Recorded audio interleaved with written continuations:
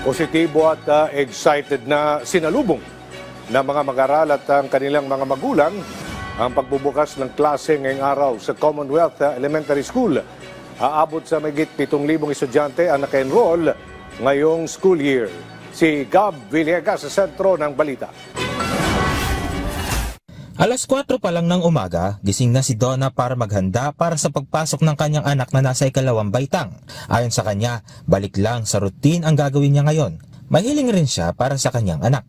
Sana mas marami siyang matutunan at saka sana ngayon sipagin na siya magsulat. Isa lamang si Donna sa mga magulang, guro at mag-aaral ang masayang sinalubong ang pagbubukas ng klase sa Commonwealth Elementary School sa Quezon City ngayong araw. 5:45 kaninang umaga nang dumalo ang libu-libong bata sa kanilang flag ceremony na sinundan ng pagpapakilala ng kanilang mga class advisor ng bawat section sa kanilang mga estudyante. Bago ang kanilang pag-akyat sa kanilang mga silid-aralan, nagbigay muna ng energizer ang mga guro para sa kanilang mga estudyante para manatili silang gising pagpasok ngayong araw. Nakunan pa ng news team na nawalan ng malay ang isang estudyante matapos ang flag ceremony. Pinauwi na muna ang bata para makapagpahinga. Ayon sa principal ng paaralan na si Dr. Allen Saure, aabot sa 7,500 mga mag-aaral ang naka-enroll sa kanilang eskwelahan ngayong school year. Inaasahan rin na tataas pa ang bilang na ito sa oras na may mga transferees pa na hahabol para mag-enroll.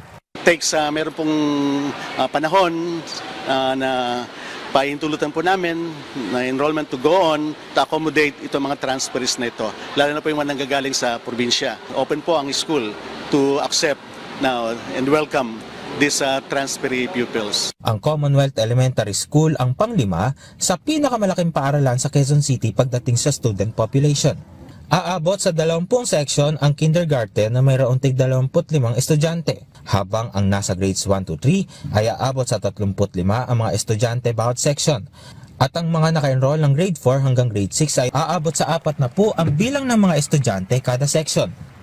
Mayroon ring 2 shifts na pinapatupad ang Commonwealth Elementary School, kung saan alas 6 ng umaga hanggang alas 12 ang klase ng mga pang-umaga, habang alas 12 ng tanghali hanggang alas 6 ng gabi naman ang klase ng mga panghapon. Nakakalat rin ang mga tauhan ng Quezon City Police District na may dalang bomb sniffing dogs para tiyakin ang kaligtasan at seguridad ng mga magulang, guro at mag-aaral. Gab Villegas para sa Pambansang TV sa Bagong Pilipinas.